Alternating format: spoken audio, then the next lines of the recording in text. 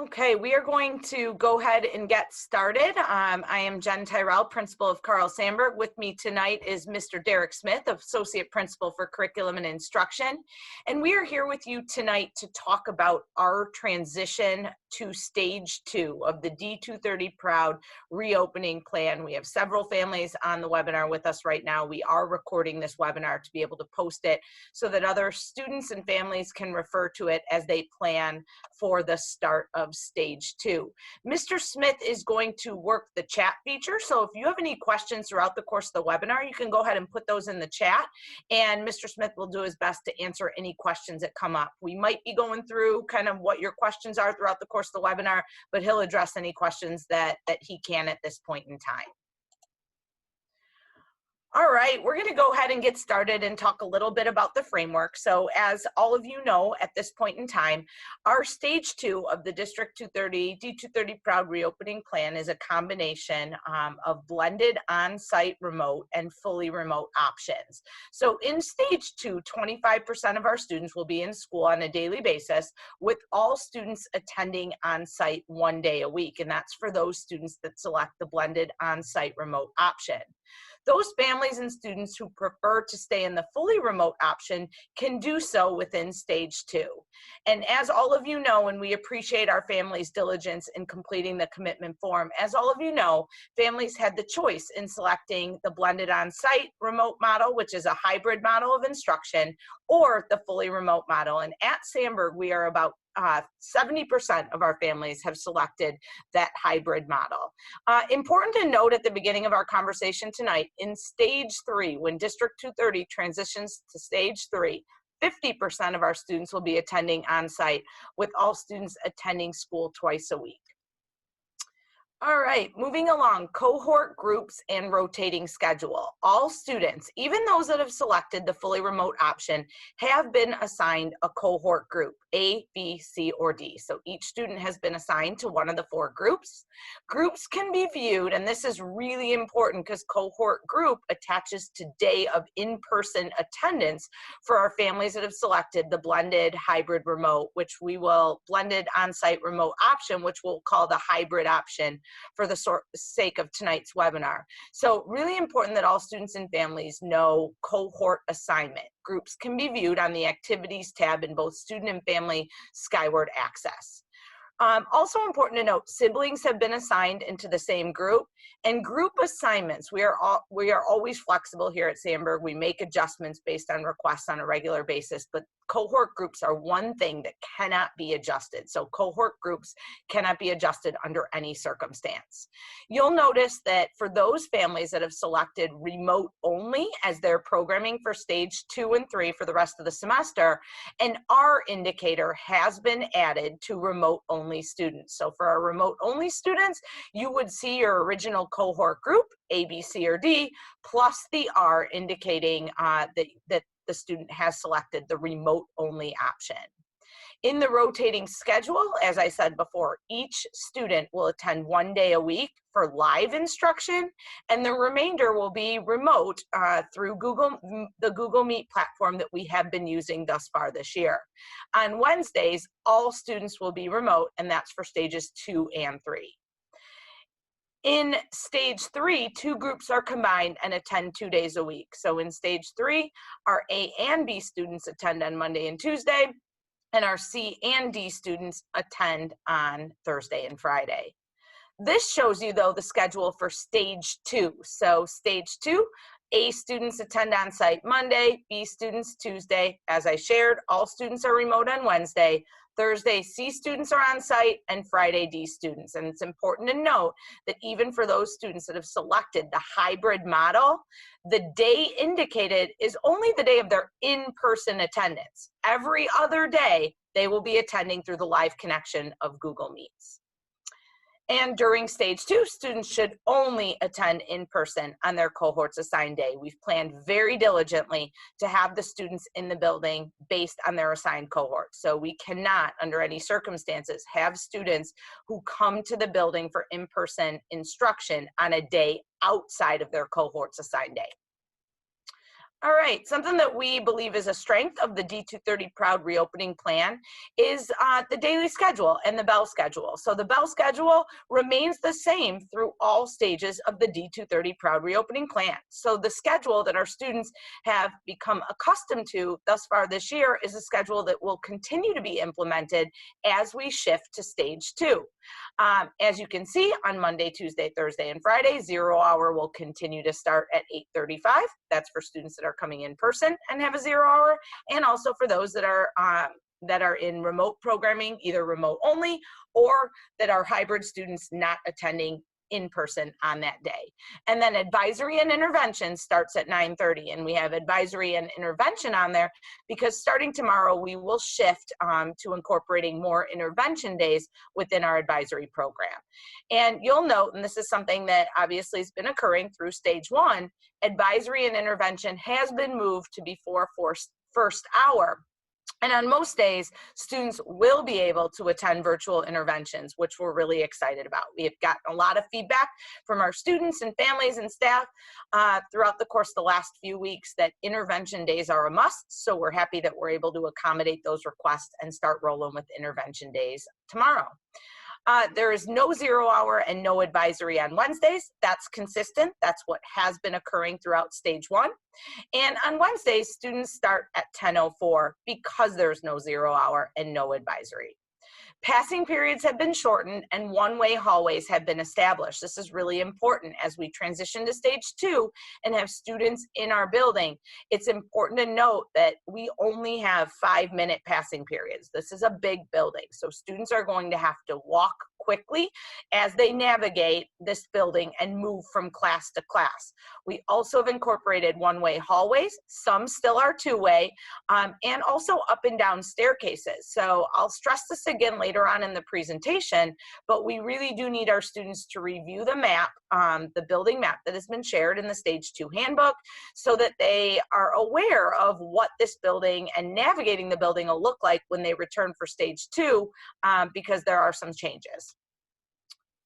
This just outlines the bell schedule, which again is consistent with the bell schedule in stage 1. Little tweak, those students that are coming on site for in-person learning, they will physically attend their study hall. Those students that are remote, or the students who select the hybrid option on their remote day, they will not need to attend study hall. They have not been doing that through stage 1, but anyone who comes into this building will attend a study hall. All right, technology, information, and resources. So we've been sharing this out a lot. I think our families, our students are doing a phenomenal job of contacting our tech help desk when they need support or when they're having technical difficulties. Students and parents should continue doing that. Use help@d230.org. Our phenomenal tech team has been responding very quickly to concerns from really all stakeholders.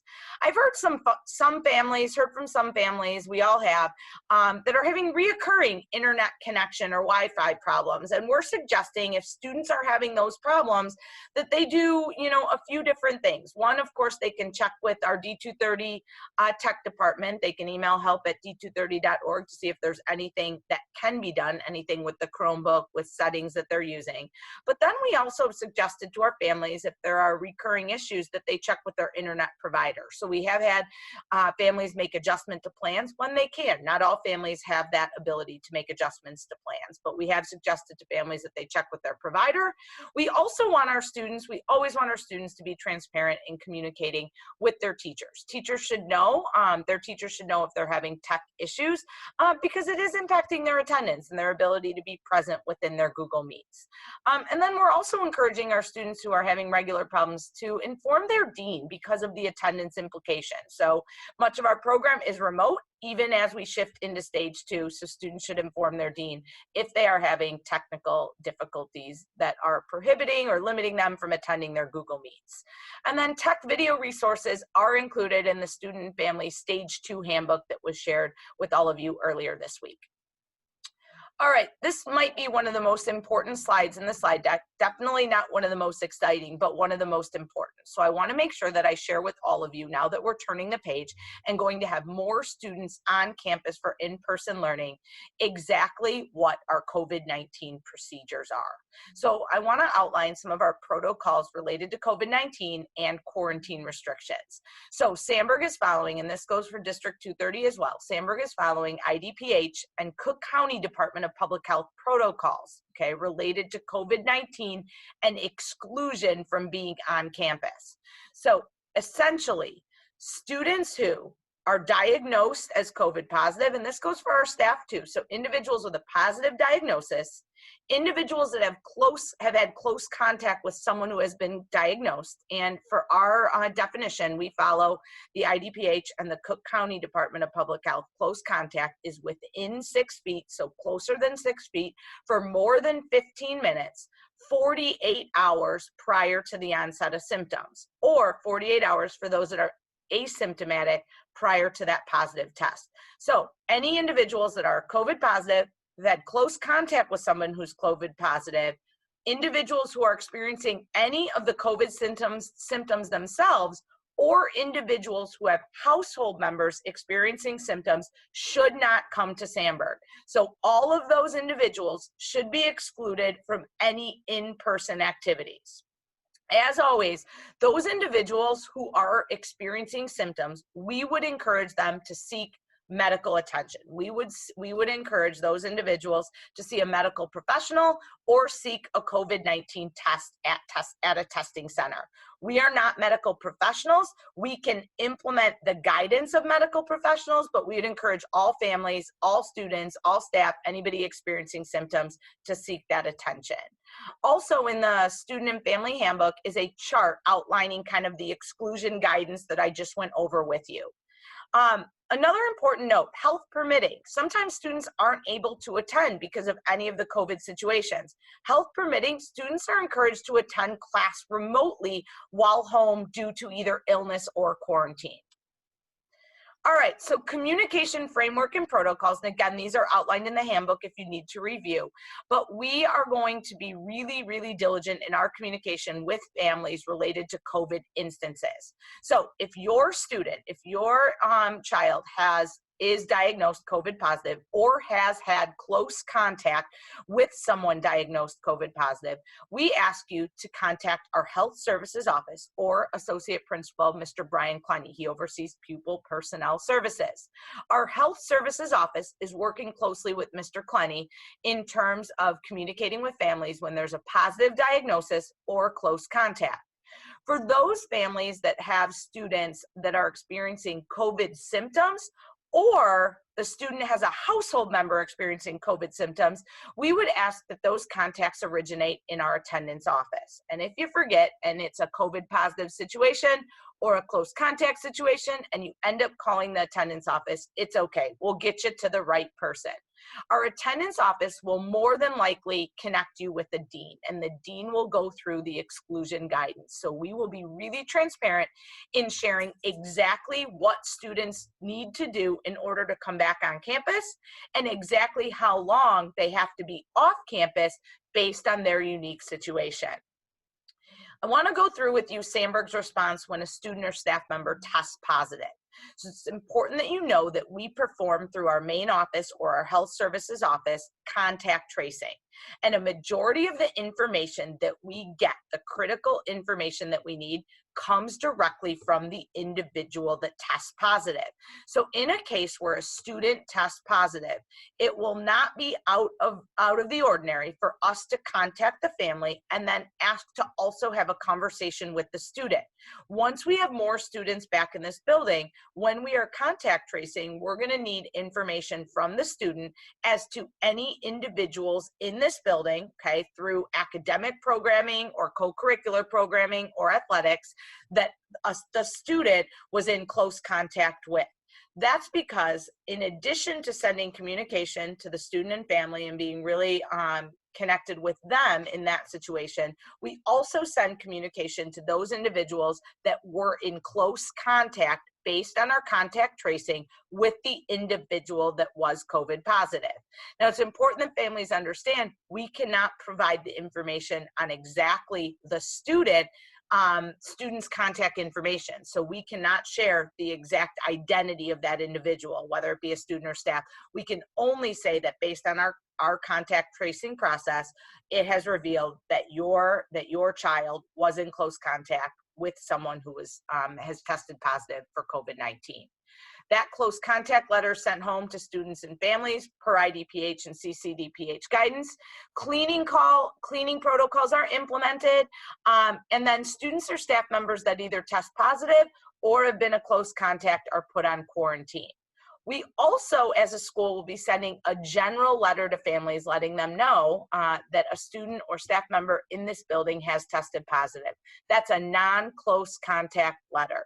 And it's safe to assume that if you get that letter, if students or families receive a non-close contact letter, it means that through our contact tracing process, okay, we did not uncover any information that leads us to believe that your child had close contact with someone with COVID-19. And again, all of these procedures are outlined in the handbook.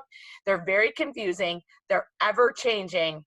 We do feel like we have a really good grasp on the guidance that's been provided by the health department.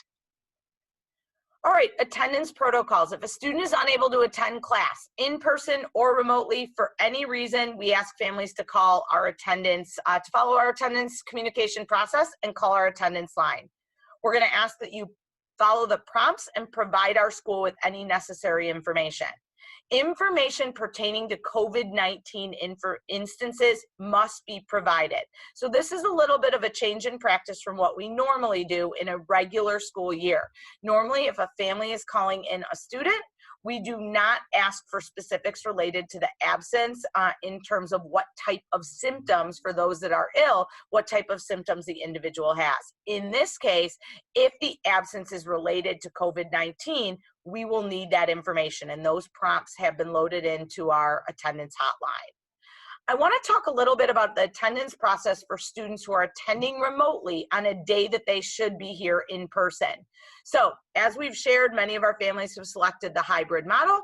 Students know their attendance day. We know that there are going to be instances where a student is scheduled to be at Sandburg learning in person, but for whatever reason, COVID related or not, the student will not be able to come to this building.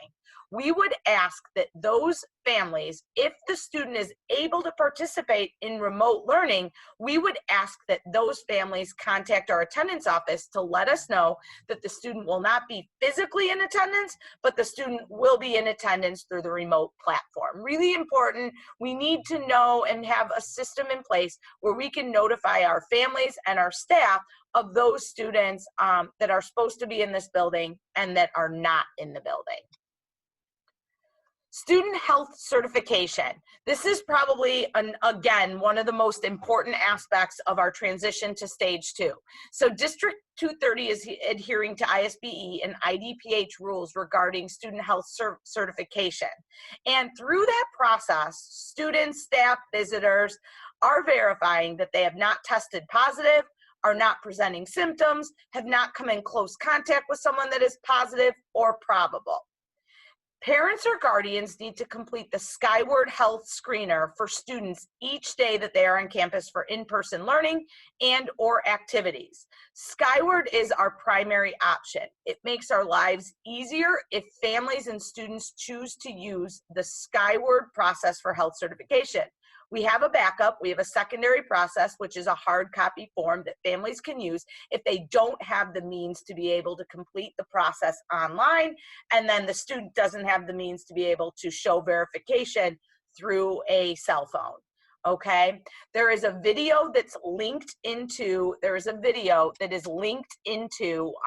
handbook, and we've also shared it on social media as well, that takes families through the entire process of downloading the Skyward app, completing the health certification, and then student being able to access it and show it to us upon entry to the building.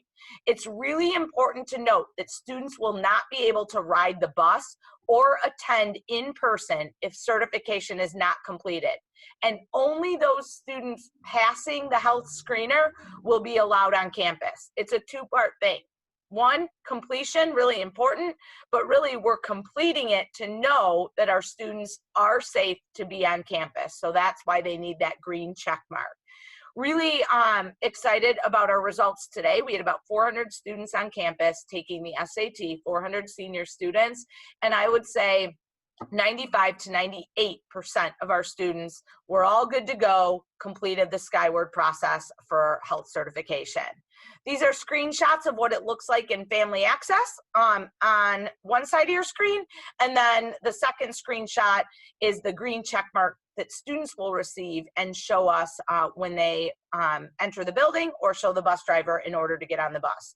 And as I shared, there is a video that takes families through all steps of the process that's linked into the Stage 2 handbook.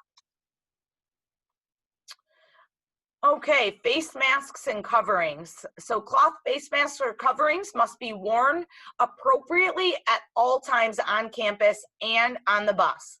Masks can only be removed when individuals are eating or drinking, and there's going to be no eating outside of lunch spaces. And we'll talk about cafeteria spaces in a bit. This is something that we are going to hold firm to. There will be no eating outside of cafeteria spaces. Students will be able to get a drink as they need to, but there will be no eating outside of those cafeteria spaces. Masks can be removed when individuals are outside and maintaining social distancing. So this is going to be a big one for PE. Our PE classes are going to take advantage of the nice weather to get outside, socially distance, and then take mask breaks. We think mask breaks are an important part of the day. And I want to stress again that it's not just wearing a mask, but it's wearing a mask appropriately. And you'll see on your screen, you have kind of one of our posters that we've hung not only throughout the building, but also in all of our classes. And this is a poster that's been recommended by the Illinois State Board of Education. You'll notice it shows the individual wearing the mask covering the nose and the mouth. Very, very important. Also, you know, it's important that our students understand that these processes are in place to keep them safe. And we would recommend that our students follow these safety guidelines when they're out in the community as well, especially if they're hanging out with other Sandberg students. So we're excited to have our students back for in-person learning. We know that our students are ready to follow all protocols so that they can keep themselves safe and others safe, but we also want them to keep themselves safe when they're in the community as well. Very few of our students have mask exemptions based on medical reasons, and anybody that needs that specific provision will need to work through our health services office. But important for our families to know that we have very few families. Those that are on mask exemption are required to use a plexi barrier. And then I need to say one final comment related to masks. Students who refuse to wear a face mask will be removed from in-person learning. We're also going to hold very firm to that. There will not be multiple chances or multiple interventions with students who refuse to wear masks. We are just going to remove those students from in-person learning. Physical and social distancing, students and staff should work to ensure that social distancing guidelines are followed as much as possible. We should not be putting ourselves in close contact if it can be avoided. I know our students are really excited to get back in this building. They can't wait to be with their teachers. They can't wait to be around their counselors and their friends and all of us as well. And there's going to be a tendency for students to want to be together and close together. And we're going to do our best to cue students to create some distance. It's all of our jobs to create that 6 foot or more distance between ourselves and another person. That distance is critical because if somebody gets sick, if you have been within 6 feet of them for more than 15 minutes, you've put yourself in a position where you're going to be on a quarantine and could potentially get sick as well. So it's the responsibility of each individual to try and put themselves in position where they do not create close contact. When in common spaces, hallways, while entering and exiting the building, it is the expectation and responsibility of students to monitor their own physical and social distancing and ensure guidelines are followed as much as possible. We're going to remind our students, we're going to cue our students, we're going to work with our students, we're going to increase our supervision before and after school and during passing periods, but we are also asking all of you to work with your children as well to make sure that they understand that it is their responsibility to really follow physical and social distancing as much as possible. All right, a few Dean's Office pieces of information that I'm going to share. The first slide here is on bus transportation. So for the safety of all bus riders, students will need to do the following. They'll need to wear a Sandberg student ID and lanyard, okay? And that must be visible when they are getting on the bus. They need to be wearing a face mask properly, and they need to show completed daily health certification. ID and lanyard is another new change this year. Since students and staff are wearing masks and part of all individuals' faces are covered, we think it's a very important safety protocol to have our students and staff wearing their ID. So this is something that is going to be a must. I'll talk about it on a future slide as well. But the no doubt about it is the daily health certification. If a student does not have it completed, the bus driver will not let the student on that bus. And again, there's a document outlining important information regarding bus transportation within the handbook as well. Students will board the bus back to front and unload front to back to limit contact. So those first individuals that get on the bus will go far back and then board accordingly towards the front. And then the first students to get off the bus will be those in front. Again, a lot of the protocols that we're putting in place are to attempt to limit contact. Directions and steps to find your student's route number and pickup locations can be found in the handbook as well. For those new families, freshmen, and transfers, we will have, and we'll talk a little bit about what our walkthrough experience will look like tomorrow night for new families. We will have reps from the dean's office on hand to assist with bus questions and transportation information. Parking, our goal in stage 2 is to allow as many seniors as possible to drive in the safest manner, and junior spots have been awarded based on a lottery. So our thought is we want as many students as possible driving to campus. That limits the amount of students that are on buses. It limits the amount of families that need to drop their students off. When we progress to stage 3, we're going to reevaluate, confirm those plans internally, and then communicate with our students and families. And when we move to stage 4, which will be full student attendance, we will hold a traditional parking lottery and students will be required to pay their parking fee. So right now, there is no parking fee. We've awarded spots to seniors, I believe all that were interested, and a few juniors as well. And Mr. Donovan is our dean who's in charge of parking for anybody that has follow-up questions within that area. Student arrival and entry. This is another really important piece of information, okay? Our building is usually a place where we have kids start coming in very early and leave very late. Not to say that some of that will not happen as we progress through stages, but we are locking down our building a little bit tighter than it normally is. 0-hour entry, so entry for 0 hour does not start until 8:20. Okay, so students will not be able to enter this building before 8:20 a.m. Okay, so buses, we don't anticipate that's going to be an issue because if buses get here a little bit early, students can remain on those buses.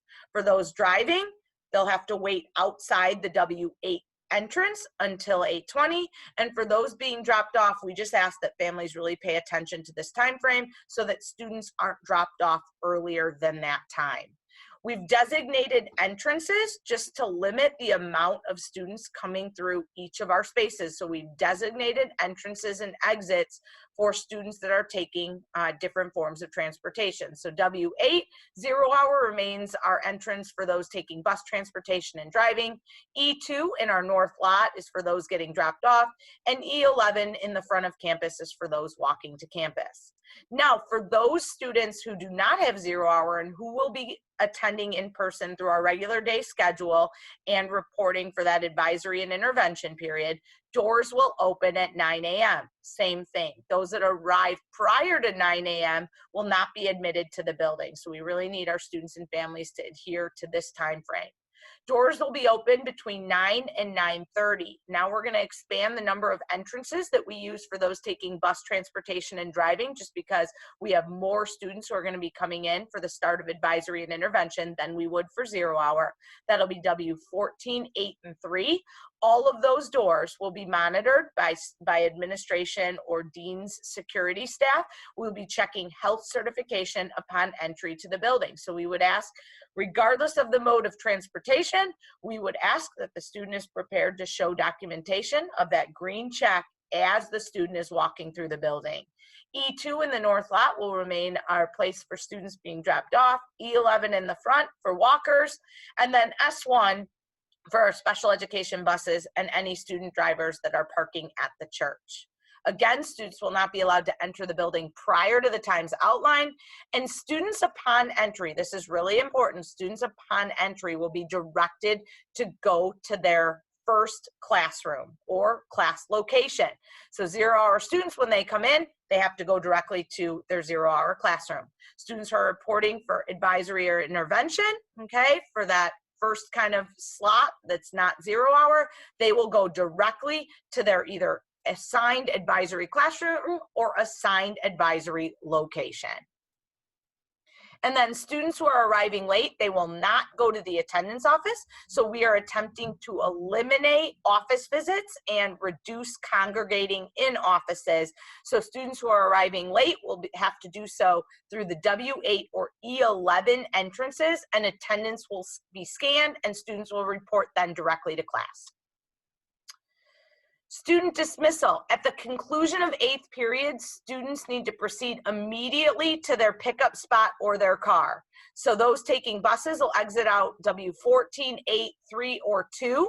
And in the old days, we had a bus board where we put kind of just on the board locations, visual indicators for where the buses are lined up. We're turning that bus board into an electronic process. We don't want congregating at a bus board. So at the conclusion of the day, we will share a document with students that's going to be an electronic bus board so they know where their bus is and where to report. Student drivers should proceed to their vehicles and exit campus immediately, and parent pickup again will occur in the north lot. Students must exit campus immediately at the conclusion of the school day. We're asking that they maintain social distancing and mask wearing, and only those students participating in an approved school-sponsored co-curricular or athletic will be allowed to stay in the building. And it's important to note that we will not have grill services after school, so the grill will not be open, and only those students who are participating in something that has been approved to be on site will be allowed to stay after school. We will be following strict procedures in our health services office. So even though we have our students completing a health screener to come into the building in the morning, if a student visits the health services office, we will also have the student go through a screening process. So temperature will be taken, students will be asked the questions on the health screener, so they'll be asked about symptoms. If students have a temperature of greater than 100.4, or they've answered yes to any of the health questions or have any COVID symptoms, the student will be immediately escorted to our isolation room and be evaluated by either a nurse or health aide in that isolation room. The parent will be contacted, student will leave out W14, and then health services or a dean will contact the parent with more information to let you know how to proceed in terms of number of days out, quarantine status, all of that. Students that don't have a fever, don't answer yes to any of the COVID symptom-related questions will be admitted to the health services office. They'll check in as usual. They'll be assessed by the nurse, receive their medications or any treatment that they need, and then return to class accordingly. Limited student movement. So as we've shared kind of throughout the course of tonight, as I've shared, we're going to really encourage students to move from one destination to the other. So students will follow the bell schedule and move from class to class. Lockers will not be used during stage 2. This is something that we will review when the weather changes. So lockers will not be allowed at all in stage 2. And that's so that there's not congregating, students aren't in close contact with other individuals at lockers, and so that we can keep kids moving, keep our students moving from class to class. On intervention days, students will report to advisory location and attend interventions virtually, and our resource centers, media center, service learning will all operate through virtual platforms. All right, want to talk a little bit about intervention days, okay? So as you know, we moved our advisory and intervention period to before period 1, so it is the start of our school day. Student attendance on advisory days is mandatory. All students, whether students are here in the building or at home, they have to attend on advisory days. And starting next week, we are going to be transitioning into a schedule where Mondays are advisory days. So everybody must attend in person or remotely, depending on your cohort and which program you've selected. Attendance is not required from all students on intervention days, okay? And there's a couple exceptions to that. Those students that are in person on that day, so if it's a Tuesday and it's going to be an intervention day and your child is in the B cohort, that individual is required to attend in person that advisory and intervention period. That student would report to his or her assigned advisory location. It could be a classroom or it could be an alternate space, okay? But in that particular example, the student could choose to work independently in that advisory space, or the student could choose to attend a virtual intervention with another teacher. For those students that are at home, they only need to attend intervention if they need help or if a teacher invites them because the teacher thinks that they need help. So interventions, the program is going to look very similar to when we have students in this building. Students get to choose if they seek out intervention. Intervention's virtual. I just want to make it very clear that the start of the school day is that advisory and intervention period for each student that's in person.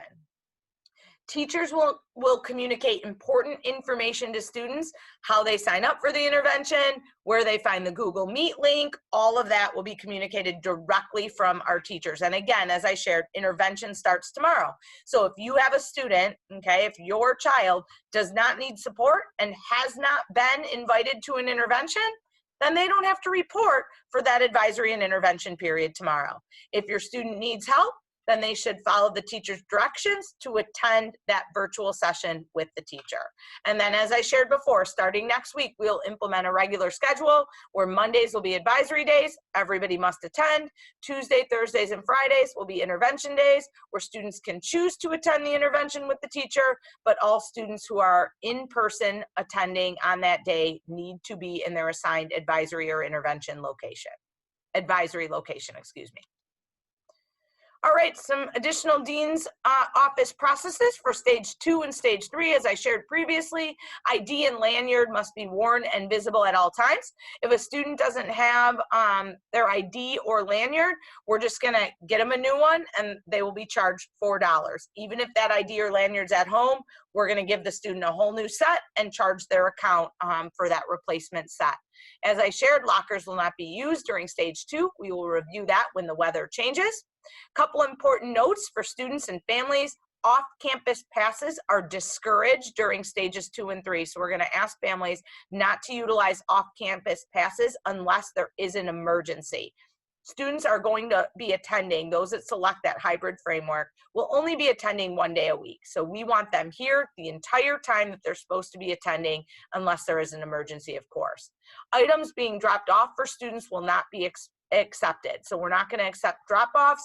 We'll not accept any lunch deliveries, any of that. Certainly exceptions will be made in emergency situation. The Dean's Office will be open for students who need immediate support or who have imminent safety concerns.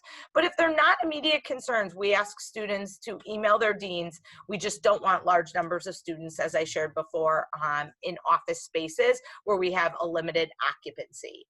Visitor protocols will continue to follow visitor protocols that we've outlined kind of earlier in the year. All visitors need an appointment to enter the building. Visitors will complete the health checklist and go through a temperature check. We'll scan their driver's license as well to get them clearance to be in the building. And then visitors will be escorted to and from destinations, and we're going to keep visitors out of common areas during passing periods. We want to limit contact with students. Right now, our visitor entrance is W8. On Monday, when we start stage 2, the visitor entrance is going to shift to E11 out front off of the Circle Drive. Counselor, PPS team, and social emotional support. So counselors and social workers will continue to be available in stage 2. Couple of notes there on how to access that information. Again, like the dean's office, the guidance office is open for students needing immediate support. So if a student, if your child needs immediate social emotional support on a day that child is attending in person, of course, the guidance office is open, and we will connect your child with the correct individual, whether it be a school counselor or a social worker. But for all non-emergency situations, students are encouraged to email their counselor, social worker, or dean to set up an appointment. And we are going to really, really hold class time sacred. So we're going to encourage our students, our counselors, our staff to schedule those appointments during times where students should not be in class. And as I shared previously, when possible, meetings with counselors will be held virtually. And also within your stage 2 handbook, there is a document outlining guidance office protocols as well. Okay, some facility updates to share with you tonight. Hallways and staircases, as I shared previously, one-way hallways and staircases have been added. Arrows have been placed throughout the building as a visual indicator of these one-way hallways and staircases, one-way hallways and up-down staircases. Students are encouraged, this is super important, and this will be one of the tips for transitioning to stage 2 that I share with our students through social media. Students are encouraged to review the building map prior to in-person attendance. They know their schedule right now. They know their schedule through attending in Google Meets. They also know this building without one-way hallways and up-down staircases. So now we're going to ask, and I'll share it again on another slide, we're going to ask them to review their schedules so they know all of their room numbers and assigned locations. And we're also going to ask them to review the map in advance so they have an idea of how they're going to navigate this building when they're back. We have a ton of signage. Mr. Gardner's put a lot of signage up around here. Looks great, promoting COVID-friendly behaviors. Water fountains, students will be able to use the water fountains that have bottle filling stations, but the other drinking fountains are prohibited. So drinking out of fountains is prohibited. And we encourage all of our students to bring reusable water bottles so that they can fill those up and then have them with them on their person. Hand sanitizer stations have been added throughout the building, but students and staff, everybody's encouraged to bring their own hand sanitizer as well. All right, classroom setup. Students will be assigned seats in all of their classes. So every single class will have assigned seats. Teacher zones have been created in all classrooms, and students are prohibited from entering those teacher zones. So essentially, the teacher zone creates a visual boundary so that students and teachers are not put in close contact. So students are prohibited from entering the teacher zone. Teachers can leave that zone, but we're really asking our teachers to be very aware of the amount of time that they spend outside of that zone and the amount of time that they are in close contact within 6 feet of any students in their classes. So our staff should not be creating instances where they're in close contact with students for more than 15 minutes when they attend in person. And then wipes will be available for our students to wipe down desks or chairs. That's going to be a student choice. So if a student comes in, if your child goes into a classroom and wants to wipe off the desk or chair that your child's sitting in, then they have that choice and wipes will be available. Cleaning protocols are being followed, really strict cleaning protocols are being followed by our ABM staff. So high touch point disinfection is happening on a daily basis. You'll notice Wednesdays are removed because we won't be in the building. Students won't be in the building on Wednesday when we shift to stage 2. And frequent disinfecting is happening on like high touch areas such as door handles, push bars, entry glass, tables, chairs, elevators, and there's going to be regular cleaning in cafeteria spaces as well, in spaces where we have students kind of transitioning in and out on a regular basis.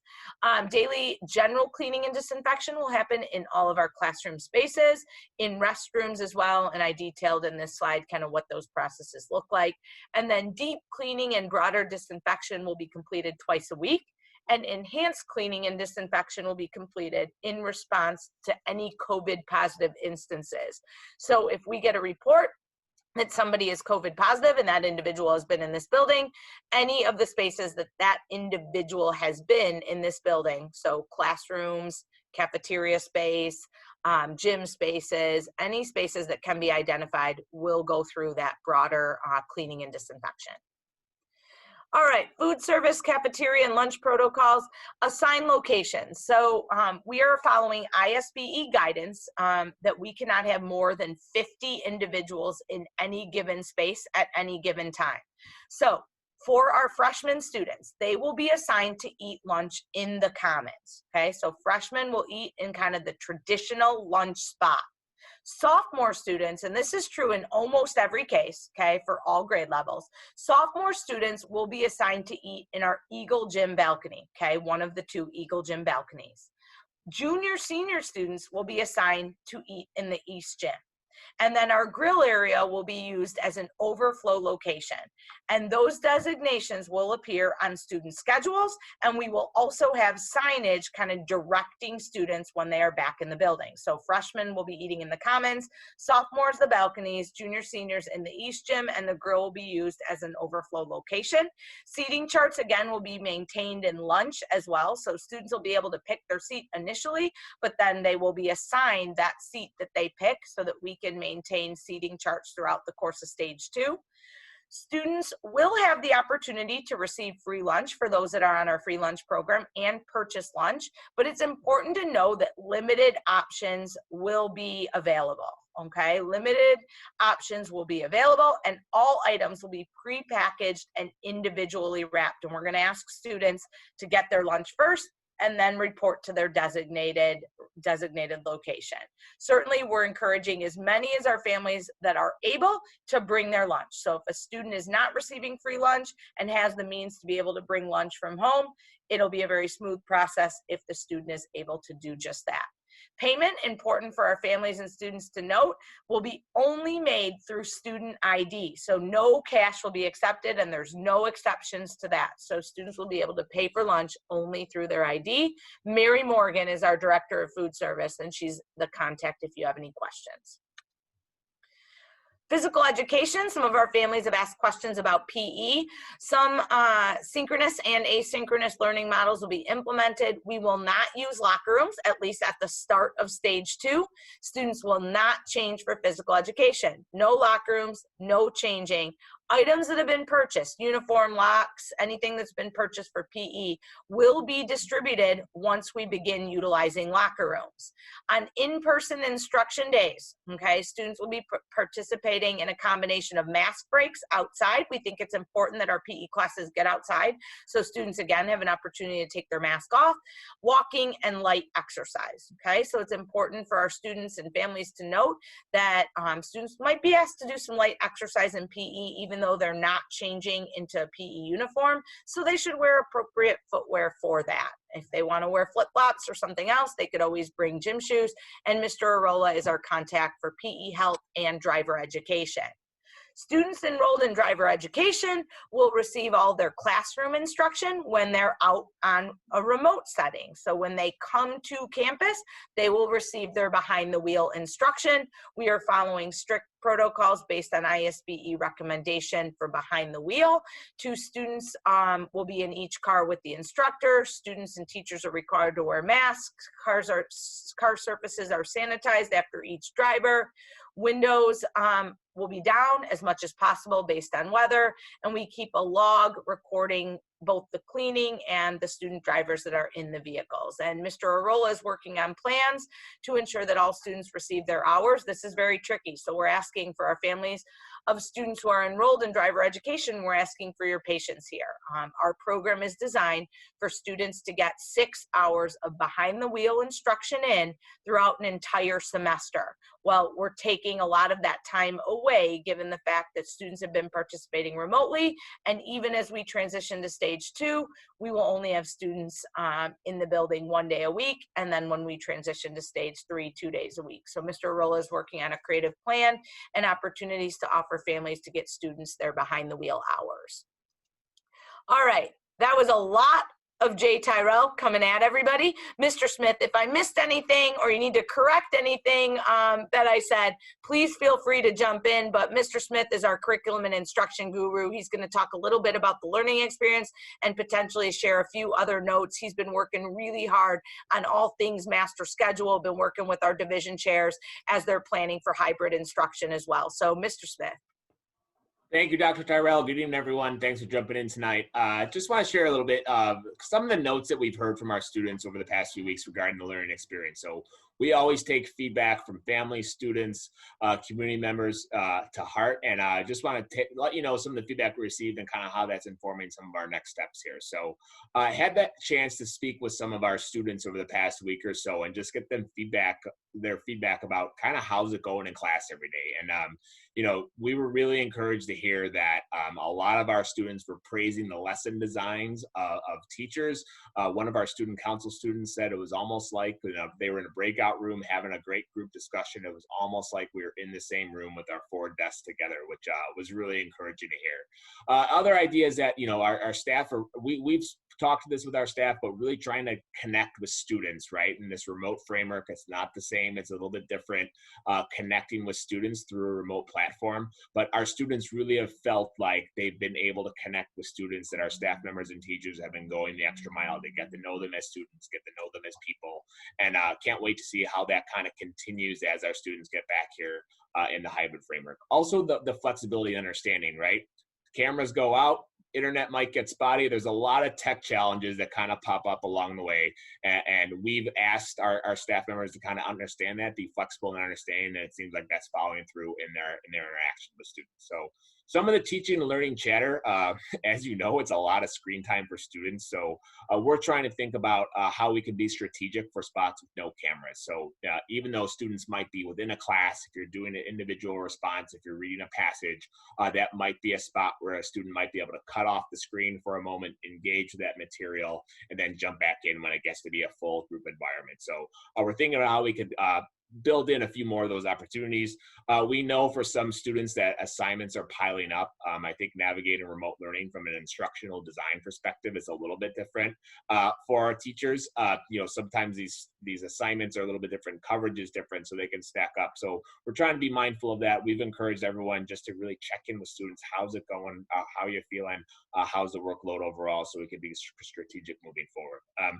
So we're transitioning into hybrid instruction, some students in person, some students in a remote framework. So we're really thinking about how do we add to the experience for the students when they're here, right? It's a little bit different. We want all students to have a great learning experience, but we definitely want to leverage that precious time when they're in front of us to maybe have a conversation about their progress, give them some more targeted feedback. So I'm thinking about what we can do in a hybrid framework to kind of infuse or amplify that in-school experience. And then also how we can maybe do some strategic lesson design to impact that. How can we set the table in our design and what we're doing each day and how we plan units and lessons and our progression throughout the semester in a way where we're able to kind of offer students individual opportunities, but also give them some chance for really targeted feedback and really good conversation about learning while they're here. So can't wait to see how this progresses. Super excited, super pumped to have students in the building next week. I know it was definitely like invigorating in some ways to kind of see the crew come in today for the SAT. I know that's not the most exciting experience all the time, but they were excited coming in. So can't wait to kind of keep that momentum going next week. Thank you so much, Mr. Smith. All right, co-curricular programming. As you know, we believe that involvement in school activities is also an essential part of the Sandberg experience. So the Sandberg experience is what happens in the classroom, it's relationships, it's connections, and it's also participation in co-curricular programming. Most of our activities will meet in a virtual platform that will be consistent as we transition to stage 2 as well. On-site participation and events are approved by Mr. Gardner, so he works very closely with all of our sponsors to approve anything that might happen on site. An example of that's marching band. Marching band is meeting on site right now. They might even be outside my office playing. So he's approving kind of those special events. Competitive activities are following SWSC, our conference and state guidelines and guidance as well. And transportation to and from campus on remote days is not provided at this time. So students who do have to come to campus for activities or athletics have to find their own transportation. And then a list of meeting times and information will be available on our website. I know Mr. Gardner and his assistant, Ms. Palacios, are collecting just a little bit more of information so that we can share with all of our families a detailed list of when all of our co-curriculars are meeting, which is outstanding. District 230 and Sandberg's running all fall sports that have been approved by the IHSA, and many of our students outside of those participating in fall sports, those that will be participating in winter, spring, or now summer sports, are participating in athletic contact days. So it's been great to see some of our student athletes on campus doing what they love, playing basketball, playing volleyball, in the pool, outside on the football field. It's just been fantastic. And it's great that we have our band here on campus and our students are starting to meet in co-curricular, their co-curricular activities as well. Had an outstanding virtual co-curricular fair that concluded last week. I think we had over 1,400 instances of student attendance, which was just awesome. Our sponsors and student leaders did a tremendous job of working with Mr. Gardner to facilitate that experience. So if you're a new family to Sandberg, encourage your child to get involved. Getting involved is a huge part of the Sandberg experience. All right, and we're winding down, have about 3 or 4 more slides left to tonight's presentation. So upcoming events, I'm sure that you received my back to school night email earlier today. So our virtual on-demand back to school night premieres tonight, and you can access those videos by going on our website, the About Sandberg tab at the top, select the About Sandberg tab, and then you can go all the way to the bottom, on-demand back to school night. All the videos are arranged by department. I shared detailed instructions on how you can access your students, your child's schedule, and then how you can navigate kind of that back to school night experience. So hopefully you'll be able to consume some of those videos and learn a little bit about your child's teachers and the courses that your child's enrolled in this year. All right, really important opportunity for our freshmen and transfer students. So we're opening up the building tomorrow night for a freshman and transfer building walkthrough, and it is limited just to freshmen and transfer students. So we want to give those individuals an opportunity to navigate this building before we start stage 2. We wouldn't necessarily encourage those that have selected the remote only option to attend, since that you're going to be learning remotely. Your child's going to be learning remotely in stage 2, but we don't want to limit it because we're not sure if we'll offer this walkthrough opportunity in the future. So any freshman transfer students are welcome to attend. They can have one parent or sibling can attend with them. Only one individual can be with the student in attendance. We ask that A and B cohort students attend between 5:30 and 7, C and D between 7 and 8:30. The health certification process must be completed prior to entering the building. We're going to ask that our students complete the process on Skyward, so it'll be great practice for next week. And I shared the link to the visitor health checklist. We ask that family members, so either parents, guardians, siblings that don't attend Sandberg that are attending with the Sandberg student, print that out in advance, fill it out to kind of expedite the process of coming in this building. Please note that we're going to ask the student to have access to his or her schedule and building map. So we're not going to hand anything out. We won't be handing out student schedules. We won't be handing out building maps. That's kind of a COVID best practice. So if we can limit kind of handing things out, that's a good thing. So please have that schedule handy. handy, student can certainly download it, have a screenshot of it on the student's phone, and then also share that link to the building map as well within the communication, and that can be accessed by a cell phone as well. And then representatives from our dean's office and technology will be on site to answer any questions that families might have related to those two areas. Okay, couple more important pieces of information. So the first day of in-person attendance for our cohorts, we start stage 2 on Monday. Can't wait, as Mr. Smith shared. All of us are very excited. That's A students, Tuesdays B students, Thursday C, and Friday D students. Everybody will be remote on Wednesday. Only those students and families that have selected the hybrid model should attend on those days. So any family that selected the remote only option that student should not come to campus. Important, I shared this before, students need to review their schedule. Really important that they review their room numbers and building map as well. So review room numbers, especially room locations for advisory, cafeteria and lunch, and study hall. So these are going to be new locations. In many instances, students will have an alternate room number. So a room number that they're not necessarily used to for their advisory location. So that review is going to be really important because of the number of students in our advisory, and because our advisories are scheduled based on an alpha breakdown, we had to, in some cases, separate our advisories and divide them into 2 separate locations. So students should review their schedule so that they know exactly where they're going for advisory when they attend on their first in-person day. All right, put together just some final reminders. If there were highlights that you should share with your student, wanted to try to capture the most important highlights. What do students need to do to prepare for stage 3? 1, they need to check their hybrid cohort. They need to know exactly what their cohort is so that they attend in person on the correct day.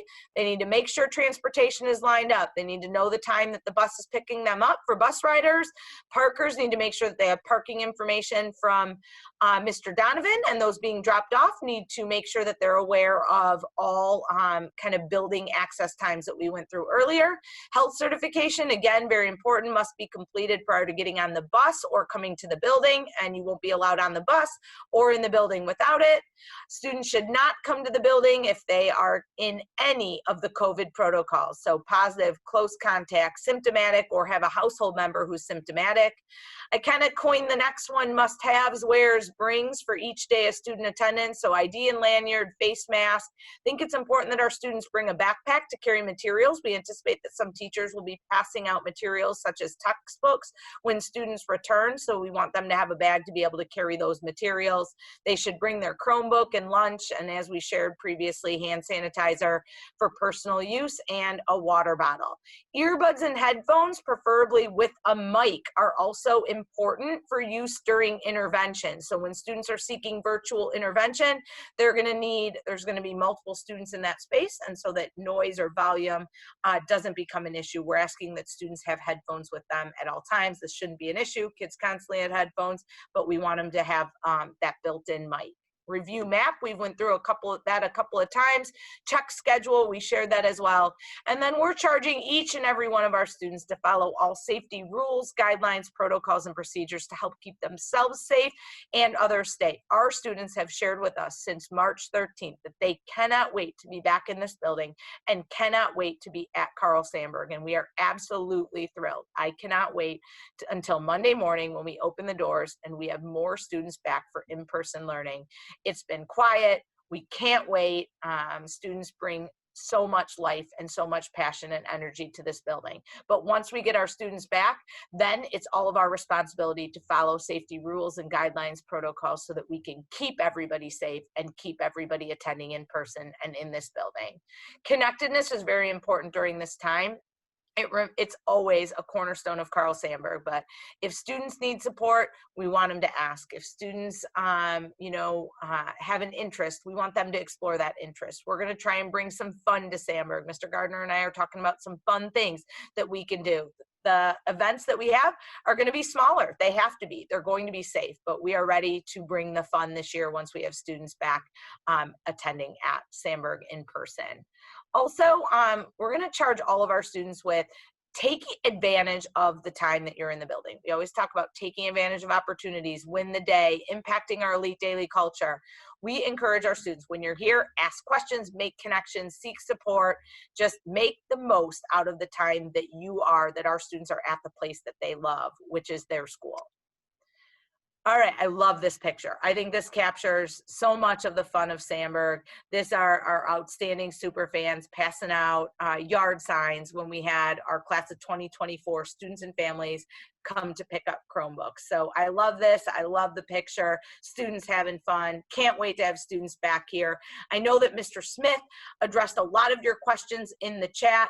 If you have outstanding questions, there's a really great guide at the back of the Stage 2 handbook that really directs you to the appropriate person. We have a lot of administrators, a lot of staff, many, many people here to support you, to support your family, to support your child as we transition to Stage 2. So take advantage of your resources, and like I shared, the contact list in the Stage 2 handbook really provides good direction on who to reach out to if you do have outstanding questions. Again, thank you so much for your time tonight. I know we ran a little bit over an hour, a lot of information to share. We will continue sharing information. We will also continue to provide updates to our families and stay in contact as things evolve and change, but we appreciate your commitment to getting your children kind of back in this building, your commitment and support of our D230 Proud Reopening Plan. And as we shared, can't wait to have students back in our building. So thank you, appreciate your attendance, go Eagles, and have a great night. Make sure to check out those back to school night videos. Thank you so much.